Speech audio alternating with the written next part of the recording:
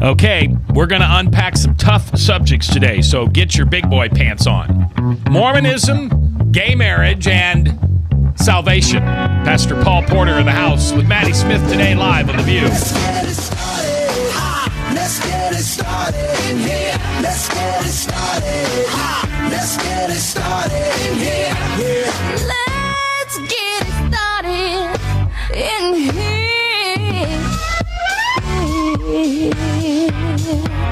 Welcome to The View from a Pew, a conversation among Christians who are out to grow their faith by asking the simple questions, the tough questions, and the stuff you really wish your pastor would talk about. Come on now, let's reason together. It's your voice we want to hear. The phone lines are open, so join the conversation. Call 855-244-0077. That's 855-244-0077. Now, here's your host, J. Michael McCoy. Oh, did you want your mic on? I was adjusting the camera you were moving. 4 minutes after 3 o'clock on this, the 20th day of November in the Lord's year 2012. We start out just quippy right away, don't you? You just, a couple 5-hour energies, and you're just a real dirtbag to work with. That's right. All right, it is a Tuesday, the 20th. We have one more live show, and for those listening, we will have a special show on Friday. We're recording that show tomorrow, and it is with Dr. McFarland, who has an interesting concept, and that is that being forgiven and granting forgiveness makes you healthier. And he is a clinical psychologist as well as a medical doctor, and he believes that to be so. And he's going to come on the air and show us why. But I would agree, wouldn't you? Absolutely. He didn't do anything wrong. Okay, now you can go. Oh, absolutely agree. It's very healthy. Yeah, I mean, it's good medicine for the soul. In fact, I would tell you, well, no, I was going to say Christians for the most part are just happier and healthier. But I suppose that's just a real bad thing to say because then if you're not happy or healthy, then you're not a good enough Christian, I suppose. I don't know. I don't mean to do that. All right, let's go around the room, and we've got Bob Montserrat, the Cat in the Hat, watching the chat today. Thank you so very much for your involvement in yesterday's show. It was right up your alley. No, it was because he's a forensic scientist. I know, it's just the way he made it sound. So I do drugs. Yeah, no, well, in a way you do drugs. You just don't put them in your own body. You just test them in the clinic. Unlike, of course, our bong wiper here, Father Tattoo, who admits to taking bong wipes. Rips. I'm sorry, bong rips every day. I didn't admit that. Oh yeah, I can play the tape back. You would have to heavily edit it to get that out of it. Just call me CNN. I'll get it figured out. Pastor Paul Porter is here from the Van Meter Baptist Church. Nice to have you here. Good to be here. Thank you. I got great compliments on your Ask the Pastor last time. Wow. Yeah, you did a good job. Yeah, you did a good job. I've got more questions that were sent in that I have yet to add to the list. And so we might have some new questions for you today. But today we're going to talk about some of the hot social issues. By the way, let's try to update you on Israel and Hamas. I don't believe it. I mean, I believe that Hamas and Israel are trying to come up with a ceasefire, and I believe that they would both. No, I don't believe Hamas wants a ceasefire. I'm not going to say that. I don't believe they want a ceasefire. I believe they want to Antagonize? Upset Iran to the point where and Israel to the point where Israel will bomb Iran. Well, I see. Yeah. But first of all, you have to consider that Hamas has never had a ceasefire. Right. The ceasefire has only been from Israel. Correct. And so when Israel stops, Hamas never does. I thought it was very interesting watching the coverage of this latest little ditty in Middle East. And I don't mean any disrespect by using that term, but I have really seen a media bias. I mean, there are some people who are actually trying to explain why Hamas has a right to do this, and Israel's so terrible because their rockets are bigger and better than Hamas's, and more civilians have been killed. You know, there was a home hit in Gaza Strip a couple days ago in which 11 people in a family was killed. Tragic. I think a 2-year-old boy and a 4-year-old girl and just this whole family.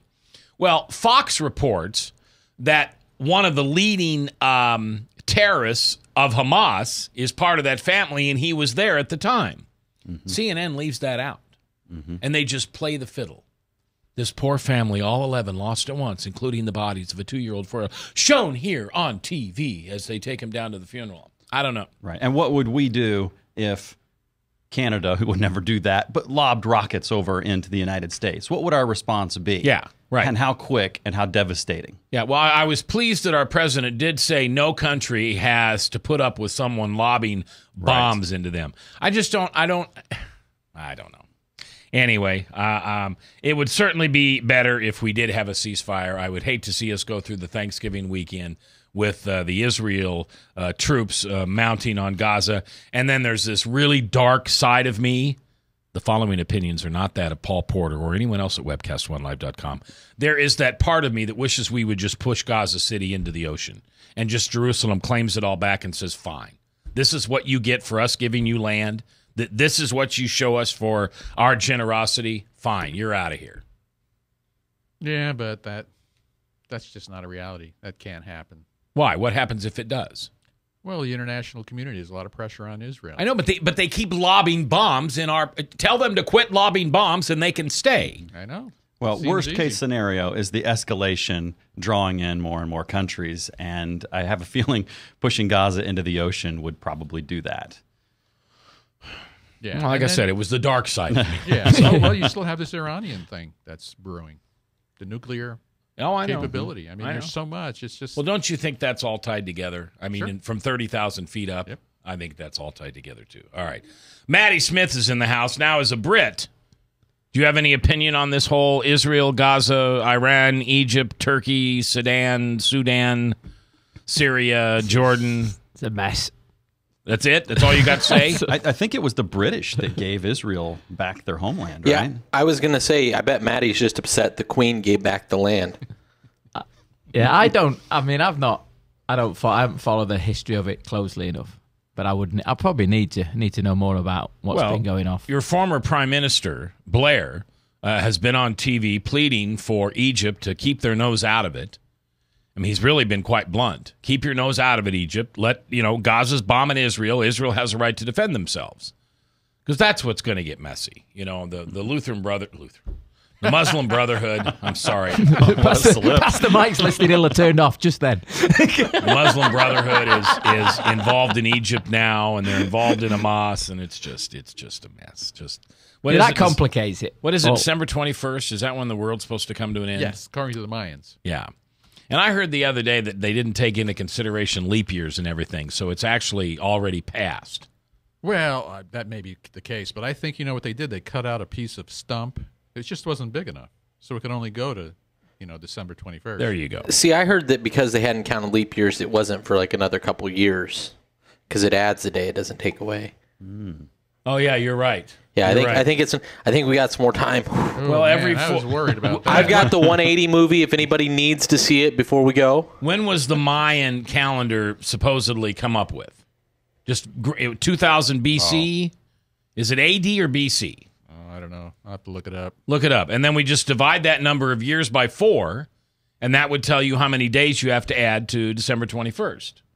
So if it was 2,000 years, every 4 into 2,000 would be 500. You'd have to add 500, right? Days. Yeah, you'd have to have 500 days. Now we're somewhere into 2014. Well, it's all a mess. Oh, it would be terrible if we had to wait. Yeah. All right. Today, a couple of tough social issues with Pastor Paul Porter. We're going to talk about, first of all, Mormonism. And I wanted to have this conversation prior to after the election. So we weren't talking politics. We were talking religion with Mormonism. I thought you were going to talk to him about marijuana and his experience and all that. No? No, that's the bong ripper in there. Well, somebody just said on here that they think you've been doing the bong rips. No, I didn't even know what a bong was. Yeah. Right. Yeah. You've heard of a Grim Reaper? He's the bong ripper. We shouldn't be talking about this stuff. This isn't. Whoever just said that in your car when you looked at you shouldn't be talking about that on Christian radio. You're right. I'm sorry. Nor does anybody here actually do drugs. No, I don't think. Well, I've got what's that thing I take? Blood pressure meds. Yeah, I got. But that's blood okay. pressure. I think you can take your nitrates or whatever that is. I don't take anything illegal. I like a bottle of Heineken. Is that okay? That's fine. Yeah. You can have a bowl of Heineken. Can you Bottle. smoke? Oh, bottle. Bottle. I thought you said a bowl. The Bowl of Bible Heineken. says He was agreeing to whatever you were going to take. Did you just catch that?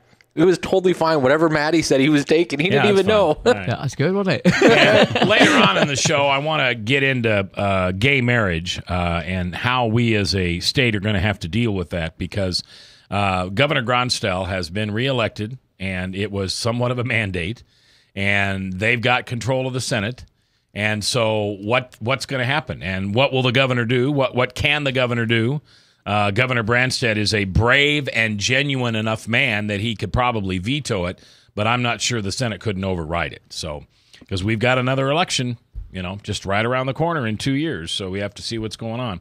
So let's start with Mormonism. The elections are over, so it doesn't have any political conversation with it. I am absolutely 99.9% sure that we're never going to see Mitt Romney's name on a ballot again. I'm pretty sure of that. I would agree with that. Yeah, I think he's done. Yeah, I think his family's done. I think they would like him to go back to building the company and making money and being successful. Well, you don't think that Josh or one of the other tag or someone would want to step up? I don't think so. I think they've seen their grandfather and now their father go through a living HELL hockey. Well, heck. And I don't think so. I'm not sure holding political office is reputable anymore. Any office. Now, I'm not saying that Chuck Grassley isn't reputable or Branstad or Lieutenant. There are reputable people out there, but I'm not sure it's a reputable job anymore. I don't think so. All right, so you've done some studying on Mormonism because you did a sermon on this a couple weeks ago. Mormonism came about from a guy by the name of Joseph Smith who thought he had a revelation from an angel. Right. And he started what was originally called the Latter-day Saints, or was it called Mormons in the beginning? I don't know. Yeah, I don't know the etymology of when the different terms came into use. But I think that both have been in use for a long time, and neither are derogatory. I mean, some people think that you're supposed to call them Latter-day Saints, but they're fine with Mormons. Right. Yeah, and it basically there's Mormonism is about a hidden history, and then the man who uncovered it, who was Joseph Smith. A hidden history. That's what the Book of Mormon is. It is a previously unrevealed, supposedly a previously unrevealed history about the North American continent. Written when? It would have been written. The story goes all the way back to the times of I believe the original exile of Israel, and this is a lost tribe. Sails across the Pacific and winds up in the Americas and establishes a couple of prominent civilizations. Now, I would ask a nautical question. Would that even be possible? But I would suppose God can do anything. That'd probably be the answer. It'd have to be, because back in 1530 BC, isn't that about the Exodus? 1530? No. Not the Exodus, the exile. So it would have been maybe around, the exile of Israel would have been around 700 BC. Okay. So 700 BC, I mean, they barely got across in 1492. Right. So. And this is a point of contention because supposedly they use a compass, which wouldn't have been around at the time. All right. We're unpacking Mormonism. And by the way, I have a great respect for this religion. I'll share with you why a little later. So we're not here. I'm not here to knock it. Father Tattoo likes to knock it. You're probably going to knock it, aren't you, Maddie? You're just that kind of guy, Heineken drinker. I'm not. I think we're on dodgy ground already, but carry on. Paul Porter from Van Meter Baptist Church, and we're live here on 99.3. This is KTIA, Iowa.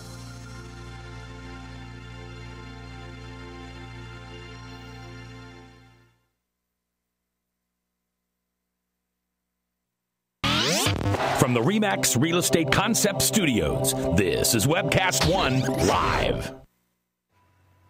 Drug and alcohol addiction slowly steals a person's identity, tearing away pieces of their life little by little until one day it seems like the hope of a happy future is gone and there's no chance of getting it back. Here at St. Gregory Retreat Centers, we can assure you that there is hope. Our unique approach to recovery begins with the understanding that the dysfunction and damage caused by addiction can be overcome, not just dealt with. Don't let another day go by. Call St. Gregory today.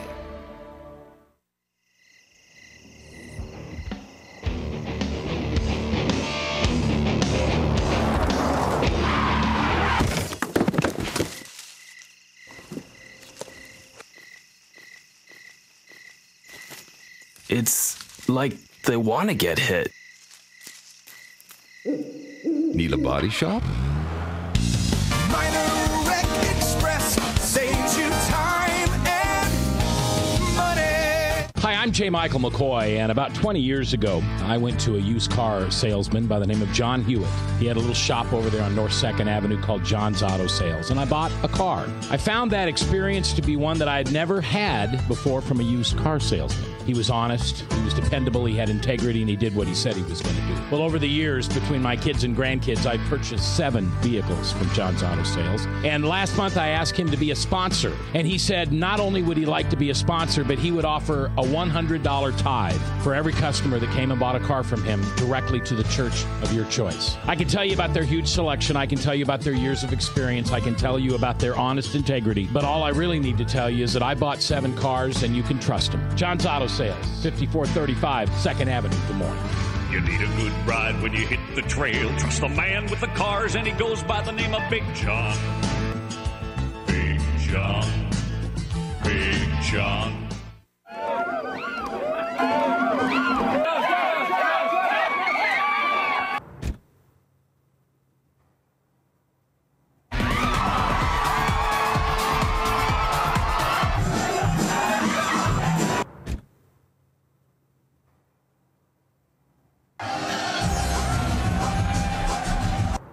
Ever feel like there's more to life? God offers more. Chat now with an online coach at groundwire.net. From the RE/MAX Real Estate Concept Studios, this is Webcast One Live.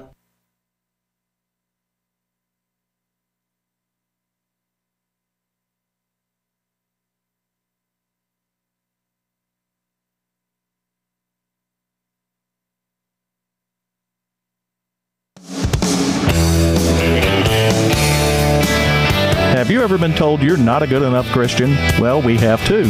Join the conversation. Call 855-244-0077. Now here's your host, president of the Not a Good Enough Christian Club, J. Michael McCoy. Okay, 3/21 on this, the 20th day of November in the Lord's year 2012. I'm J. Michael McCoy, and this is The View from a Pew, live here on 99.3 KTIA, powered by Webcast One Live.com. And we are so glad that you are here at this beautiful Tuesday. Unbelievable weather. I'm really beginning to believe in climate change. Why not? Why are you smiling? I don't know.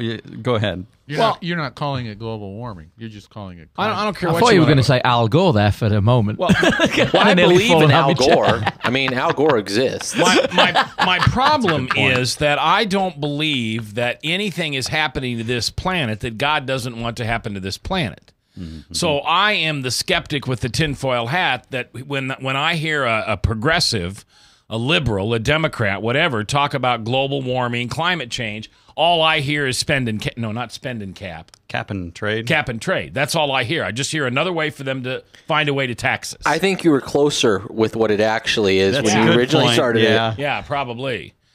All right. So anyway, beautiful weather out here. Who would have ever thought, a couple days before Thanksgiving we'd be busting 70 degrees? But we're still in a drought.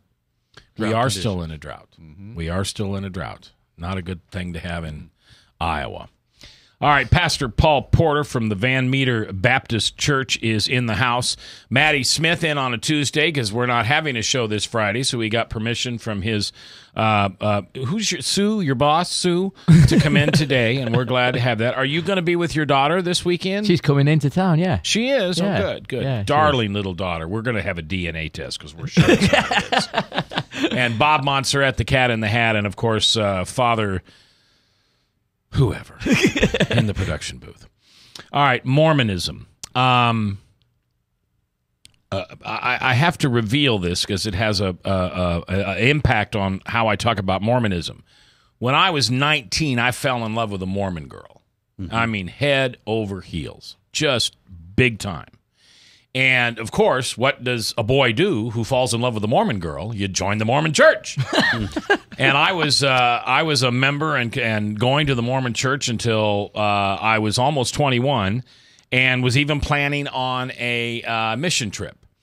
And then my cousin Mark, good guy, 10 years older than me, who was a pastor at the Church of Christ, I'll never forget it, sat down with me at a restaurant at 48th and O in Lincoln and did what we're about to do and just rolled through the doctrine. And he said, now, can you believe in that? And I said, well, no, not, but you know, I'm in love. I don't care if you're in love. You can marry the girl, but don't go on a mission trip. And when I decided then the mission trip wasn't right for me, the girl went away.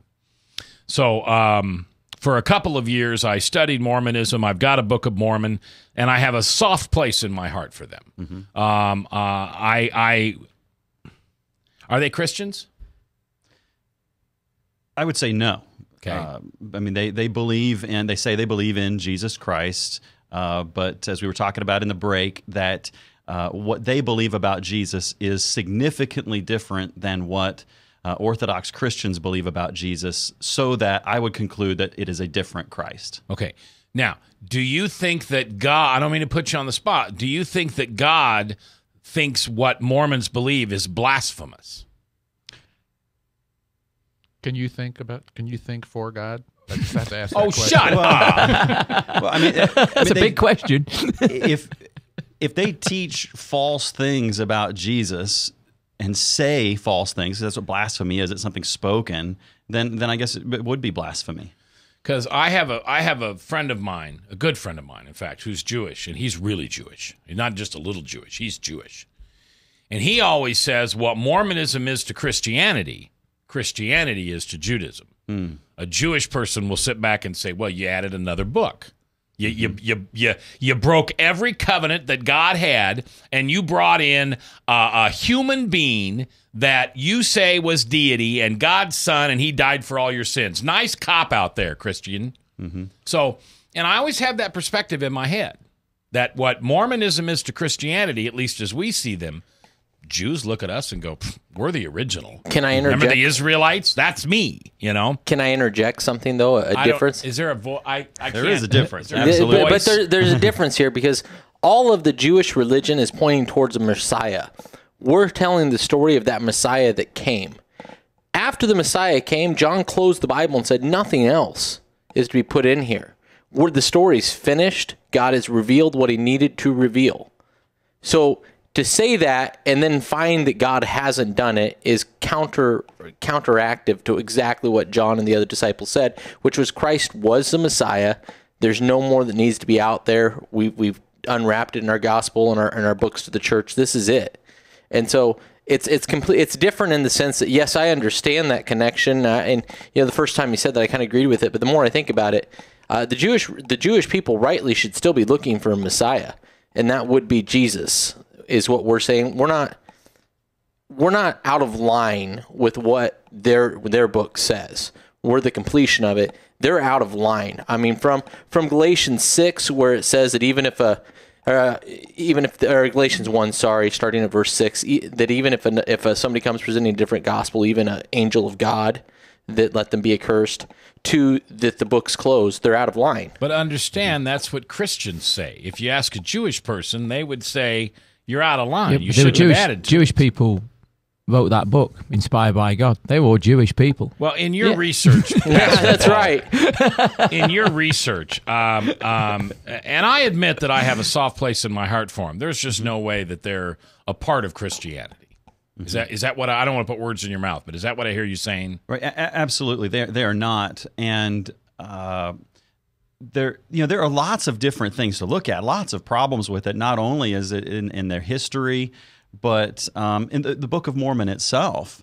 And when you compare that to the New Testament, they just don't even compare, because the Book of Mormon, you can't even go back to that right now. What Joseph Smith supposedly translated into English, you can't go back to that original source, which was a set of gold plates, because they were supposedly taken away and buried back in this hill and never seen again. In Missouri, right? But in Palmyra, New York. Oh, okay. The Cumorah Hill. Okay. And the manuscripts, there are like 25,000 manuscripts, Greek manuscripts of the New Testament, right, that we can go back to, and we can say we translate this because of that. And you just don't have that with the Book of Mormon. In fact, the people who signed the Book of Mormon saying that they attest to its validity and that they saw the gold plates that Joseph Smith translated from. Don't tell me they're all dead. Well, yeah, right. They're all dead, but many of them left the Mormon Church. Many of them didn't recant what they said, but they said, well, we didn't see it physically. We saw it spiritually in a vision, or we felt it through a cloth. So there really is no evidence that these things ever existed. All right, now, except for the salvation of the Mormon attendees, the Mormon members, there's really no harm to Christians in their message. I believe there's a big harm in their message. Okay. And that is that, if I have a neighbor who knows a little bit about Jesus and a little bit about the Bible, and they're the kind of person that, say, would maybe interested with the right conversation, with the right friend, in actually giving their life to Jesus. But then the Mormon missionary comes along and says, you know what, we believe pretty much the same thing. Listen to what we have to say and come and join our church. And that person does that. And it could be setting that person back several steps. So why, if you're a Christian, why would you leave, except for a pretty girl, if you're a Christian, why would you leave? I just answered my question. Yeah. Why would you leave the Mormon church or the Christian church for Mormonism? What do they offer that? Well, I don't think that happens too often. I mean, it does, and that would be the exception to the rule, though. I don't think there's a lot of Christians exodus from the Christian church into Mormonism. You think they're atheists or agnostics that find their answer in Mormonism? Right. Well, the Mormon faith really only makes sense on a reverse lens, looking from Mormonism back into Christianity, because you have to have a bunch of presuppositions in place to read the Bible and not see that it's affront to Christianity. Whereas if you're trained with a proper hermeneutic to read the Bible, when you read the Book of Mormon, which I've done, you can't help but see the problems and the contradictions there. And so you really have to have a backwards-looking presupposition from the Book of Mormon. So I would say it's probably, I agree with Paul, it's probably not the exception to the rule and not the rule that Christians go to Mormonism. That's the voice of Father Tattoo. He's our producer here. Pastor Paul Porter is our guest. He's the pastor at Van Meter Baptist Church. Of course, we have Maddie Smith in on a Tuesday, because Tuesdays are now more fun. And Bob Montserrat, the Cat in the Hat. Do you have Mormons in England? Are they prevalent anywhere? I think the church. I think I've seen Mormon churches. Okay, but you don't. No, I've never run into any. Okay, you never had the guys with white shirts knock on your door, or that wasn't the Mormons. It's the ice cream Utah man. is like It's the ice cream man. Utah is like their Jerusalem or their Mecca. Yeah, my brother's been to Utah So and they- done business with a lot of them. Yeah, they actually are kind of compelled, kind of like the Islamic faiths, to kind of come to their own little holy city. So that's why you see them in the States and in Utah. But they are spreading. Their missionary strategy is spreading all over the world. They are the best proselytizers In 2008, around. 2008, UK had 190,000 members, LDS. Okay, what do they have now? Those are the figures. The latest. Okay. That's more Mormons than Christians in England, I reckon. So out of 190,000, you didn't know any of them? No. Oh, okay. All right. So I don't know. I might come across them. But if your adult child comes home to you and says, Dad, I've been to your church, and I'm okay, and I appreciate you raising me in it, but I've been going to the Mormon church lately, and I'm really finding peace there. What does a Christian parent say to that child? Oh, I would. I'd be initially shocked, but I mean, I would have to sit down and just go through the teachings with him and try to help him to understand the history behind it. That it is, it is. I mean, for lack of a better word, it's a fabrication. Joseph Smith was a treasure hunter who did not do very well at that trade. He led other people in treasure hunting expeditions, did not do very well at that trade, decided to find himself an imaginary treasure, which was the gold plates that were translated into the Book of Mormon. Wasn't he a glass seer where you put the glass and the looking glass in the hat? And he had several methods of divining where treasure was, and then those were employed in translating the Book of Mormon. Yeah. He talks about having special spectacles that he used. He had a hat, a seer stone, all sorts of different seer things. stone. That's what I was looking for. Yeah. When was he around, Joseph Smith? I think 1850s. Mm-hmm. Yeah. It's not a very old. It's only, 100. Has he got relatives? 160. He must have relatives that are still enough. You must have relatives that are. We get some of the relatives on the show, Mac. You'll have to go back a few generations. There you go. They actually have a list of his relatives available on the LDS site. So yes. Right. When we come back from our next break, we're going to make a nice and easy transition into being gay and gay marriage. And the reason I say it's an interesting translation, because if we're going to accept gay marriage in America, we might as well accept multiple partners. I mean, what's the difference, right? If you can marry anybody you want, just because that's the way you feel about it. That's a main issue, yes. Yeah. We'll talk about that, and if you've never heard my theory on being gay, keep listening. It's a good one, and I stole it from Steve Deace. It's not my original, but it's pretty good. It's coming up next live here on The View from a Pew on KTIA Iowa, powered by WebcastOneLive.com. Leach, owner and general manager of Service Legends.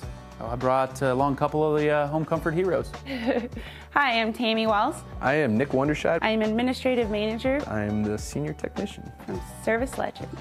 It seems like every good thing, when you feel it to the bone that it's good, there's a lot of hard work put behind it. I don't think that you can fake it and have it turn out good. If we seem like, okay, that's just weird, it's just a furnace, why would you believe so deeply in a furnace? It's not just that, we want to show the world that you can have good service. Yeah, I mean, it's your home. It's built into our daily trainings, it's built into our culture, that we're gonna do whatever it takes to have each client say they love us, period. That's why we spend all the hours in the training that we do. And if we guarantee it's gonna be a good experience for you, or else it's free, what type of work do you think we're gonna do? There is a guarantee. Temperature selection guarantee, fixed right or it's free guarantee, comfort guarantee, best value guarantee. All of these guarantees hold us accountable to ensuring that we exceed your expectations. And if for whatever reason we'd fail and we can't make it right, we guarantee all of those guarantees with a 100% money-back guarantee. I mean, if you don't think that your technician can fix it right, are you gonna say that to a client? No. You don't have to worry about having a technician come to your house. We drug test, background check all of our team members. We put safe people in your home. Each and every one of our service techs, 400 hours a year in training. You tell it the minute they walk in the door. They know what they're doing, they've done their homework, and they actually truly care about what you want. Because at the end of the day, you're the person that makes sure I have a job. They're gonna be listening. They're gonna wanna know what your challenges are. Then they're gonna come and give you options, and you get to choose. If I'm there to help and I make it easy and painless, I did my job right that day. Well, when it comes to your comfort, safety, and your family, you don't necessarily go buy the most expensive, but you get the most bang for your buck. Oh, it's worth it, because there's a lot of people that will find a way to get it to work right now and then leave and then come back, charge you again, and the cycle just repeats itself. So when I'm out there looking at the furnace, I want to find why it failed today. How can we change the part today with something that you're not going to have to worry about? Is it worth changing the part today? I mean, you can put a lot of money into a furnace. I can fix parts all day. There's good job security in that for me, but is it the right thing for you? I get a lot of the phone calls of after the technicians are there. They're just in awe. They're like, wow, you guys are great. I mean, I don't even know what to say. You guys are great. Everything you did was perfect. It was great. Keep going, though. I like this. Just give us a try. I'm going to take all the risk. I've got the time to make this right. I've got the support to make it right. Just check us out. And if you don't see the value in what we do, I mean, fixed right or it's free or 100% money back. enough said.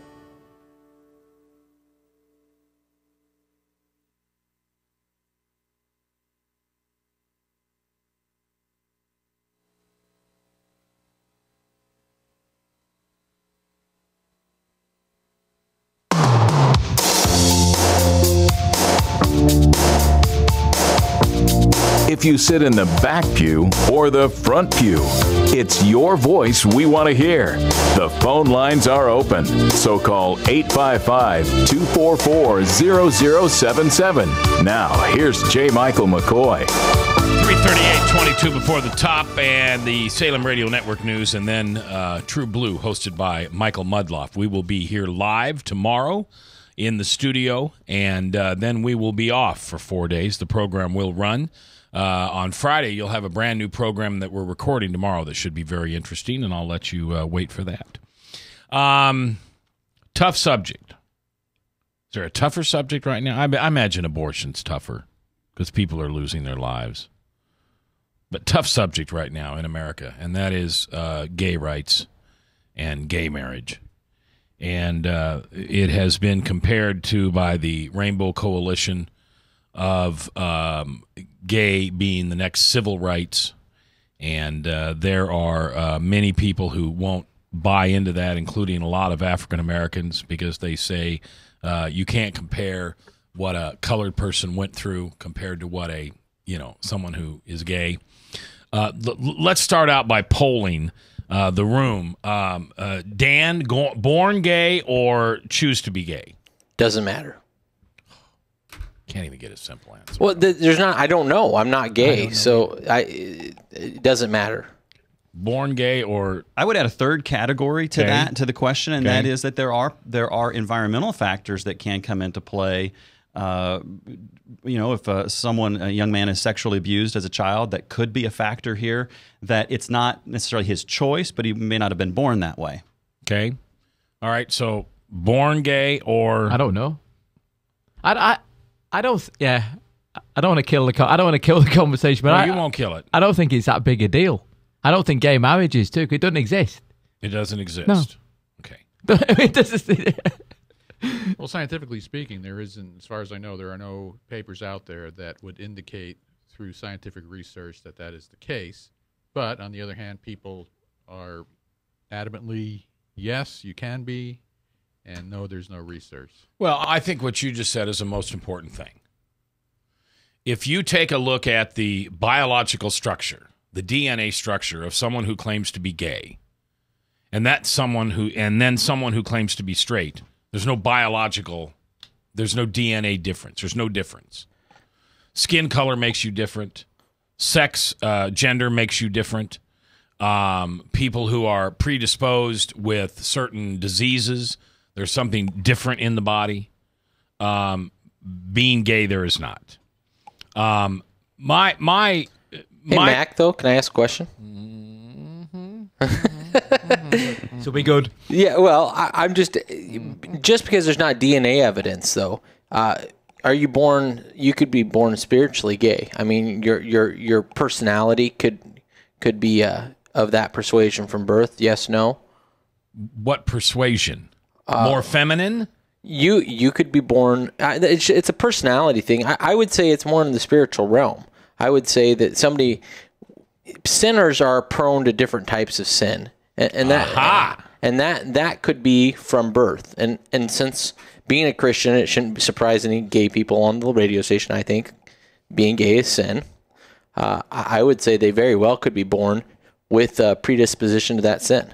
Okay, I'll give you that. So I'll give you that. But I would tell you that they're predispositioned to sin. Sure. Well, even if it's a particular sin is sin. They're still culpable for it. We still have God's word that says that it is inappropriate, that it is unnatural, and that it is an abomination. And unfortunately, I mean, culture, time, society, these all change. The word of God is unchanging and isn't going to change on this. Yeah, I mean, I think if you think you're predisposed to that particular sin, then you're making an excuse that because you're predisposed to it, that's okay. Well, I'm predisposed to being a pedophile. I'm predisposed as to being an alcoholic. And that's where I was going with that. Is not me personally, but what if a murderer goes, well, I'm predisposed to it. Should that be the next rightful thing? So what you're saying is God made me that way. Yeah, so God may have made a murderer to lean towards wanting to murder people as a thorn in his side. We know that Paul had a thorn in his side. This very well could have been it. Now I have another question for the group, and that is, Maddie's not included in the group because he's never got an opinion. The homosexual activity is sinful, but if a person has a homosexual inclination or has a same-sex attraction but does not act on that, is that sinful? No. Okay. I would agree with that. Yeah. There's some lust issues in the heart maybe at times, but again, no. There's the scripture that says, yield not to temptation. Right. Yep. For yielding is sin. Yeah. Yeah, yielding to the extreme lusting after, but just the inclination, no. Yeah, I mean, I have no doubt that there are people who are attracted to the same gender. And I always put myself in the middle, which makes me the guinea pig. I love to hug. And I'm probably more comfortable hugging guys other than my daughter or my wife or my mother. I'm probably more comfortable hugging a guy because there can always be that question of what am I trying to properness when you hug a woman. But there's nothing better I like than a good bear hug from a guy, you know. And so, what does that make me? Does that make me 1% gay because I'm comfortable touching another man in a platonic way? Probably the other way around. What? Well, it's the fact that you are comfortable means you're not at all bothered about it. It's not an issue. Yeah, I mean, I've never been a homophobe. It's not a sexual. You're more comfortable because you know it. It's not a sexual thing. Yeah, and for some reason, God has blessed me with gay people throughout my life. My favorite uncle said he was gay. My roommate in college said he was gay. I had a business partner for 6 years said he was gay. And now I have a daughter who says she's gay. So I don't know why God put those people in my life, or maybe the accuser put him in my life, but God has overcome from day one any bias or bigotry that I have towards them. That's why they're in your life, because he knows you'll love them. Some people won't. Maybe that could be. That could be. Because some people won't, or some people are scared to, or some people are afraid what the culture will say, and I don't think you care. So that's why they're in your life. Well, but I care to the point where they're predisposed to certain activity, which I call sinful, and therefore they think that we should adopt it as a society. And more importantly, the Rainbow Coalition, or whatever you want to call it, the LGBT question mark, continues to want to push God out of our society. I mean, it's either the atheists or it's the GLBT organizations.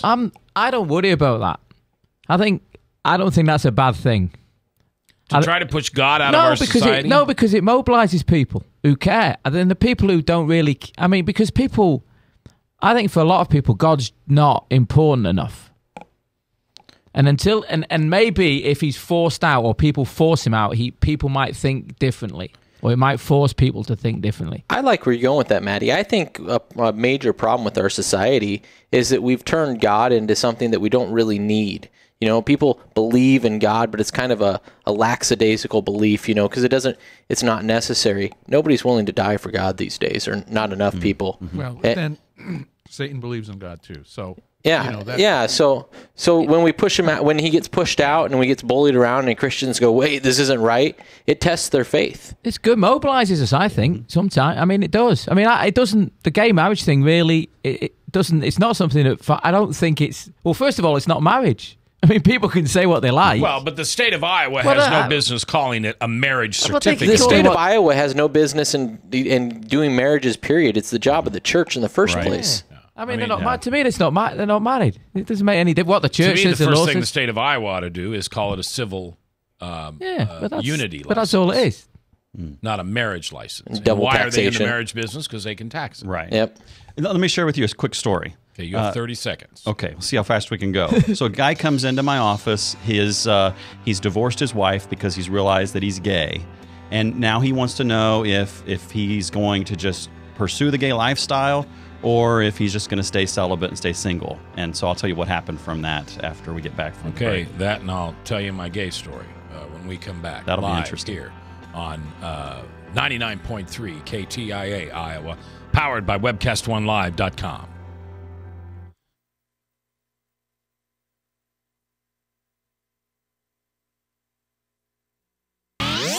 From the RE/MAX Real Estate Concept Studios, this is Webcast One Live.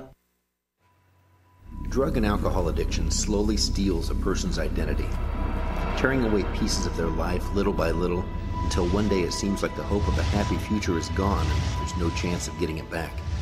Here at St. Gregory Retreat Centers, we can assure you that there is hope. Our unique approach to recovery begins with the understanding that the dysfunction and damage caused by addiction can be overcome, not just dealt with. Don't let another day go by. Call St. Gregory today.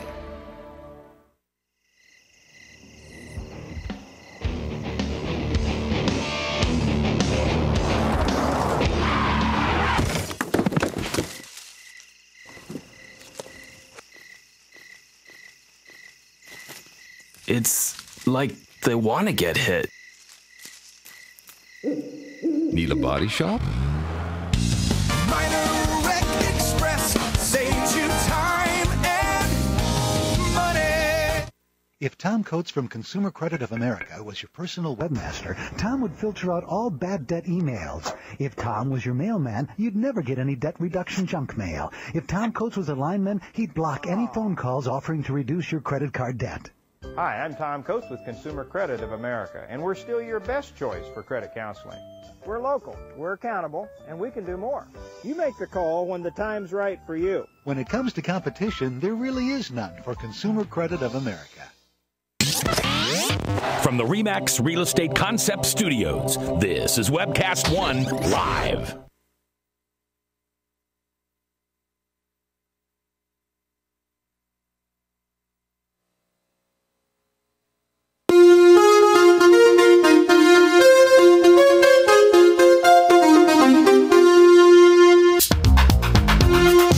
Come on now, let's reason together. The phone lines are open, and it's your voice we want to hear. So call 855-244-0077. Now, here's J. Michael McCoy. All right, 10 before the top Salem Radio Network news, and then True Blue, hosted by Michael Mudloff. So a man walks into your study and says he's divorcing or has divorced. Has divorced. He's divorced his wife because he thinks he's gay, and then says to you... He's not sure where to go next. He wants to pursue the gay lifestyle, but he's not sure if that's the right thing to do. He had been a part of a church for a long time, was a Christian, said he was a Christian. So I went to the Bible with him, and we looked at some scriptures regarding homosexuality, and he just wasn't convinced that it was wrong and that it was okay for him because that's what he felt right to do. And so the suggestion I made to him, I said, you're obviously just not clear about where to go or what God is telling you. So you need to get clear about that. So I said, I want you to just do an experiment over the next several weeks. Is just forget about the homosexuality and think about just everything else that God wants you to do. And be diligent to obey him in every other area of your life. And I believe that in your obedience, what he's telling you will become clear, and you'll know for sure whether or not you should pursue the gay lifestyle. Well, it sounds reasonable, I think. Mm-hmm. And and I didn't reject him. I think I tried to be as loving as possible as I could. And then about a week later, I got a letter on my front door that he left. He didn't want to meet anymore. He said that it was that he did not want to follow through on that experiment because he just wasn't ready for that, wasn't willing to. Okay. So he basically rejected obedience to God. And then about 2 weeks later, I got a call and he had committed suicide. Oh, no. And I guess the reason I share this story is because it it shows, first of all, I think that we can be loving to people who are gay. The church can be loving and should be, and mostly the church is. Yeah. And that we can have a proper response that doesn't reject people or offend people, but we need to be scriptural. We need to tell them the truth. And at the same time, I think it's very difficult for somebody to just reject the Bible. Say they're a Christian, but reject what the Bible says about homosexuality, and that is going to lead to an internal crisis that you cannot resolve. Yeah, and that's what made him commit suicide. Mm-hmm. Wow, that's a tragic story. You didn't feel any responsibility or anything like that, did you? No, but I did not feel responsible. I actually, when it was over, I felt good about what I had said. Good. That there was nothing in there that would have that I believe would have caused greater stress or a bitterness in his life. Yeah, and it was nice that he gave you that letter, because he did kind of at that point tell you that he had thought it through and he had decided not to. Right. That was probably a God thing that he did that. Well, I'm 10, 12 years old, 8, 10, 12 years old, and one of my best friends is Mark Winchell.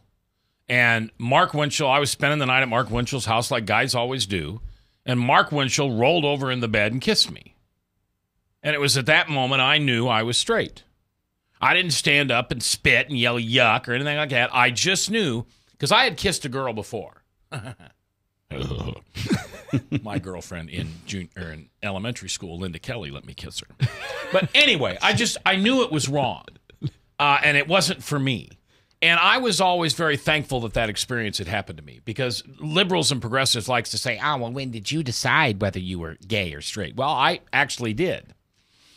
But here's and this comes from Steve Deace, so I get no credit for this, but I think it's an amazing way to look at being gay. So you wake up one morning and you decide you can fly. And you run through the scriptures and pick and choose which ones you're going to use, because we all do. And you decide that the scriptures say it's okay if you want to fly. So you go to your local church, or you find a local church that will eventually say, I get deacons, we're okay if you fly. Yeah, we're okay with that. And then you go to your local council, city council, whatever it is, and they say, sure, we can have flying people live in our community. And then you go to the state, and the state gives you a license to fly. And so you climb to the top of the principal building, and you say, watch me, I'm going to fly. And the moment you step off, God takes over. And we call God gravity in this case. And you're clearly shown that you can't fly. To me, that stepping off the principal building is meeting God at the pearly gates. You can get people all you want to give you the authorization to be and feel gay. But in the end, I don't know how anybody who is gay justifies it through the scriptures. I don't know how they do that. Now, they can say that they're loved and that they're forgiven. Right. And I don't know if a gay couple, a quote unquote married gay couple, civil union gay couple, if they say in their prayers every day, God forgive me for our continued sin of homosexuality. We appreciate your grace and we ask that you forgive us. I'm not sure that loving God doesn't do that. Mm-hmm. Now, is that a blasphemous couple that marches on the courthouse and damns Christians for what they say and makes horrid comments about people who disagree with them? I'm not so sure that's something God's going to bless.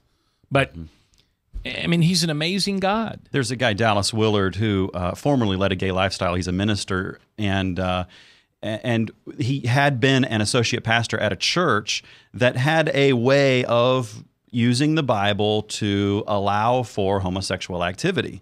But even through all of that, he knew it was wrong, and eventually left that church, left the gay lifestyle, and now leads a ministry to help other gay men live a biblical lifestyle.